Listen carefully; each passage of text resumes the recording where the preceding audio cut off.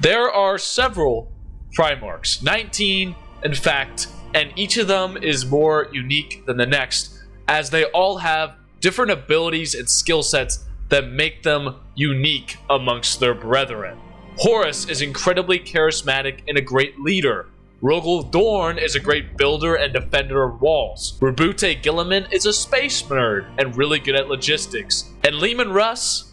Well, Leman Russ is a waste of space. Hey there guys, it's a Falling Cow, back with another video. And if you have a pair of eyes and can read, you know what we're going to be talking about today. It's Leman Russ, Primarch of the Space Wolves, who truly is a moron, an idiot, and dare I say, a waste of space. But seriously, this dude really sucks. His actions throughout the Horus Heresy make me question my own existence. He really sets the Loyalists back throughout the Horus Heresy and is one of the key factors in the current state of the Imperium in the 40th millennium. Now, if you haven't watched my rankings on all the Primarchs yet, please go check it out. I put a lot of effort into that one, and I feel like it's a pretty solid ranking. But throughout that video, I do poke quite a bit of fun at Russ, because he's a frickin' furry, and it's so easy to make fun of him. So obviously, I'm not a big Space Wolf fan. So if I do come off as biased, I do not like the Space Wolves. I mean, come on guys. Russ makes no sense. He is such a hypocrite. He is so against Psychers, but then claims that his Ruin Priests, who totally use the warp, aren't using the warp, and they draw their energy from Fenris. Confused Pikachu, that makes no sense. Or the fact that he claims to be the Emperor's executioner, but nowhere in the lore does he ever execute anyone outside of Magnus, and that situation is all bullshit. I mean, Magnus is retarded in his own way, and we're going to talk about that in a different video, but we're talking about Leman Russ, the true waste of space. I mean, the dude can't even beat Angron, as he ends up crawling away from him after getting shoulder bashed. He just sucks. He just sucks. Okay, I think I got it all out of my system. I will try to be unbiased for the remainder of the video, but I won't make any promises. There are two events in particular that I want to take a look at that truly show Leman Russ is an idiot. First, which is probably the bigger fuck up, is attacking Prospero like a howling moron and attempting to kill Magnus, which he does end up fucking baning, essentially turning a Loyalist Legion and a Primarch into traitors because he can't fucking read. Way to go, Wolf Boy! The second event is him completely abandoning Terra, leaving the Emperor, Malcador, and everyone at home right before the siege to take the fight to Horus all gun-ho-like, essentially taking his legion on a suicide attack to stop Horus. Does he succeed? No. Does he at least cripple Horus? Kinda. Does he in fact kill Horus or do anything of significant manner? No! In fact, he actually allows Horus to fully separate himself from the past and become a meat suck for chaos. Way to go, Russ! Give him a round of applause. These two events have massive and absolutely insane repercussions for the 40th millennium. So let's jump into why Russ is a complete waste of fucking space. So first, we're going to be looking at the whole Magnus the Red situation. Let's first set the stage. The Council of Nicaea has just occurred, and the Emperor has proclaimed that no one can use psych abilities or they will face sanction. Now, I'm not the God Emperor of Man, but that is one of the single stupidest decisions in the Warhammer universe. Why would you not allow Psyker use just because some of your sons are upset? But hey, I'm not the God Emperor of Man. Maybe he knows more than me. Oh wait, he's crippled and trapped on the Golden Throne. Maybe he doesn't. Maybe he's a silly goofball. But anyways, regardless of how stupid the Emperor of Man is, Magnus has a vision that Horus will fall around this time, and thus makes the decision to reach out to him via a ritual. Ooh. He attempts to stop Horus from falling to chaos, interjecting between him and Erebus's vision quest, but fails. How he fails also makes no sense to me. Horus legit knows that Erebus is deceiving them, masquerading as Janus, his own favorite son, which Magnus blatantly tells him, but still decides to betray the Emperor. Why? I don't know. I don't understand, and False Gods is a terrible book and should be rewritten. Fuck that book. It makes no sense. I'm gonna make a whole video series talking about why False Gods ruins Horus's fall to chaos, but I'm getting off topic. Magnus realizes that Horus has fallen to chaos, attempts to reach the Emperor by projecting himself millions of miles away to Terra, and yeah, we all know what happens. Big no as he breaches the wards of the Emperor on Terra and kind of ruins everything. Yes, way to go, Magnus. Honestly, this event isn't Russ's fault at all because Magnus is kind of a fucking moron. I mean, while we're talking about it, Russ is an idiot, but some of the decisions he makes are not all his fault, as Magnus is kind of a fucking moron too. And I think the next video I do will be talking about why Magnus is actually dumber than a loaf of bread. I'm gonna flame the fuck out of that big red motherfucker's head. So, I digress. So since Magnus did a whoopsie and breached the decree that the Emperor had just made, he sends Russ to bring Magnus back. Not kill him, bring. Emphasis on bring.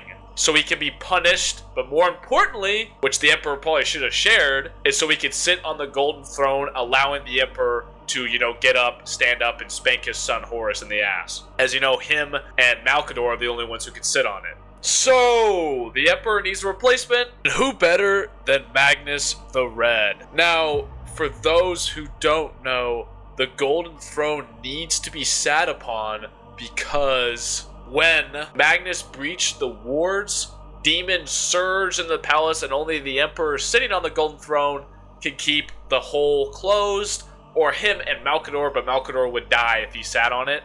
But look at this, guys. Magnus can sit on the golden throne because he is the second strongest psyker in the galaxy.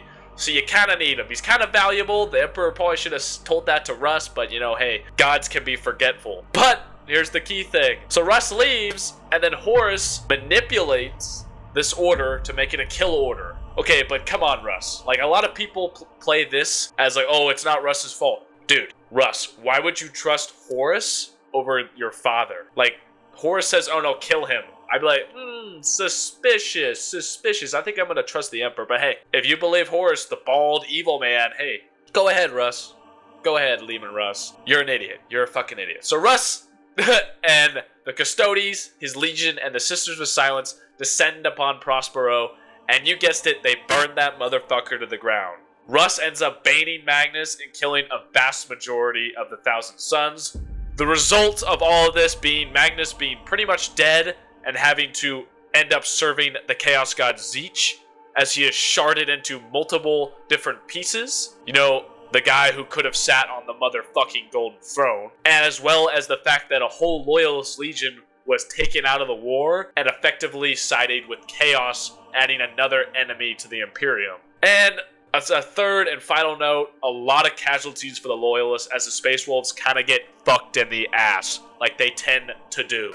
So what's the overall outcome of Leman Russ bitch slapping his brother? What are the repercussions for the greater Horus heresy and the Warhammer universe? So, one, since Magnus can't sit on the golden throne because, he's kind of fucked in the ass, the Emperor thus cannot leave the throne, which means the war on the Webway is lost, and the Emperor's ultimate goal of breaking away humanity from chaos is now impossible. So that sucks. And secondly, the Horus heresy, which is now unfolding across the galaxy, could have simply been ended by the Emperor being present. I mean, Horus has not reached his true power at all at this point, and since the Emperor doesn't have to remain on Terra, he can bring his host of Custodes and Sisters of Silence and all the rest of the Loyalist legions and absolutely bend Horus over and spank him a couple times. He literally low diffs Horus, and the traitor Primarchs would simply flee into the Eye of Terror because they're scared of Big Daddy D or E spanking him. So pretty much there is no Horus heresy, there is no grimdark setting, and there's no nerds painting figurines in their mother's basement. That would suck, but come on guys, I need a noble, bright Warhammer universe. Leman Russ, you fucked us. You fucked us over. The second event I want to go over is much later in the Horus Heresy, as Russ has just returned to Terra after getting ambushed by the Alpha Legion and only surviving because of the Dark Angel's intervention. On a side note, this may sound incredibly biased, but Russ really doesn't do much right. I mean, at this point, he hasn't been able to win any battles without, outside help, a la Custodes, Sisters of Silence, the Dark Angels, and even some of his own Space Wolves are sick of his shit as the 6th Great Company goes traitor and declares for Horus. Wow, way to go, Russ. But after some scheming on Terra with Malkador, Leman Russ decides that the right decision isn't to stay put, but it's to attack Horus. Chaos Muppet Horus. Now, this duel from the book Wolfsbane is kind of insane because Leman Russ ends up, winning. He wins the duel and has the killing blow after driving his Spear of Russ into Horus, sapping Horus of all his chaos powers and leaving him as a base Primarch. So he has the killing blow, the spear is ready, he's ready to end the Horus Heresy and kill the man responsible. But does he take the killing stroke? No. No, you heard that right. The dude has the killing blow and hesitates, allowing Horus to bring up his claw and put Russ into a fucking coma. What a joke. What a joke. The dude could actually earn his name as the Executioner and complete his goal of killing Horus. The Horus that has absolutely devastated his father's Imperium. But instead, he decides to be remorseful and allow his brother to perform a mortal wound on him. Way to go, Russ. Great job. Woo! So, in a coma, the Space Wolves flee with their tails between their legs and flee to, I'm going to butcher this, Urant? That's so wrong. Don't bully me. And they are besieged, only being saved by yet again another legion, this time with Corvus Corax and his Raven Guard intervening and allow Leman Russ to escape the planet. What is the outcome of Russ Leroy Jenkinsing his whole legion? Well, the Space Wolves are essentially destroyed, yet taking another Loyalist legion out of the fight, and it leaves Terra with an even smaller force to defend it. Like, imagine if Leman Russ had decided to stay on Terra like a good boy. There would have been 5 Primarchs, Leman Russ, Sanguinius, Vulcan, Rogaldorn, and Jakati Khan, along with their 5 Space Marine legions guarding Terra. I mean, maybe it wouldn't have made a huge difference, but there's a possibility that if Leman Russ was there, the Executioner, quote unquote, along with his legion, the Emperor wouldn't have had to leave the Golden Throne, wouldn't have had to attack the Vengeful Spirit, and maybe wouldn't have had to have his destined fight with Horus and end up in a coma and handicapped on the Golden Throne. So maybe there's a chance that humanity isn't so fucked going into the 40th millennium if the Emperor is still around. So there's a slight chance that maybe if Leman Russ had decided to, sit and stay, that the Emperor would still be alive. I mean, imagine if the Chaos Force is attacked and you have to face Leman Russ, Sanguinius, Jakati Khan, like 3 Primarchs that I think are in the top 10. Like, just imagine that there's 3 of them. Like, they're gonna fight. They're gonna fuck shit up. I mean, imagine Leman Russ trying to fight a demon Primarch. Where's that lore? I need that lore. I need that book. But instead, we have Leman Russ halfway across the galaxy in a fucking coma. Way to go, Leman Russ. You ruined some cool lore moments for me, bro. I mean, outside of him royally fucking up against his brother Primarchs Magnus and Horus, he's just overall an idiot. You can really see I just don't like this fella. I will admit though, like I said earlier, the situation with Magnus isn't completely his fault, as Magnus himself is an idiot, as he just sits there on Prospero and twiddles his thumbs as the Imperium forces approach him, as he doesn't respond to any of the million voicemails Russ leaves him. But we're going to talk about Magnus in another video. I do want to say before we conclude that Leman Russ's whole character arc throughout the Horus Heresy is him making mistakes. So it's kind of part of his character that he isn't as smart as he thinks he is, as his pride and hubris is his downfall, kind of similar to Magnus. So I will say that the writers made Leman Russ an idiot on purpose to show that he isn't as smart as he thinks he is. But I'm still gonna fucking shit on Leman Russ because he sucks. Wolfboy sucks. Overall, Leman Russ did everything possibly wrong. He destroyed a potential loyalist Primarch and his legion, destroyed his own legion, and then abandoned Terra, the fucking throne world.